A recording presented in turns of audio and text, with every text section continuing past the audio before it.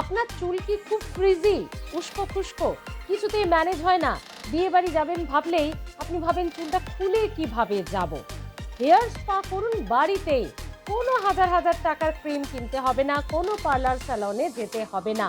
বাড়িতেই ৩টে জিনিস দিয়ে, খুব সস্তার ৩টে জিনিস দিয়ে হেয়ার স্পা করুন। চুল একেবারে ম্যানেজেবল হয়ে যাবে, আপনার নিয়ন্ত্রণে থাকবে।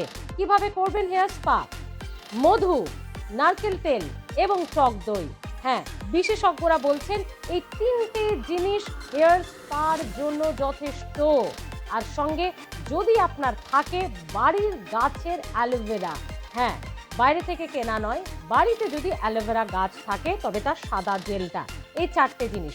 যদি অ্যালোভেরা গাছ অনেকের বাড়িতে না থাকে, কোনো প্রয়োজন নেই। টক দই, মধু এবং নারকেল তেল। ধরুন ১০০ গ্রাম টক দই, আপনার চুল অনুযায়ী বুঝে নিতে হবে, খুব ছোট চুলের জন্য বলছি। ১০০ গ্রাম টক দই, তাতে ২ চামচ মধু, ২ চামচ নারকেল তেল ভালো করে ফেটিয়ে নিন। কতক্ষণ রাখবেন? ২০ মিনিট থেকে আধ ঘন্টা। যেটুকু চুলের পুষ্টি নেওয়ার ওই টাইমটুকুই নেবেন।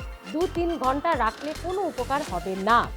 এই ৩টি মিক্স করে শ্যাম্পু করার আধ ঘন্টা আগে ভালো করে মেখে নিন এবং তারপর শ্যাম্পু করে ধুয়ে নিন।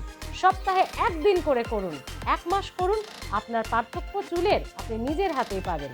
কেমন লাগলো টিপসটা? কারা অলরেডি এটা ইউজ করেন জানাতে ভুলবেন না। ভালো থাকুন, দেখতে থাকুন হেলথ প্লাস।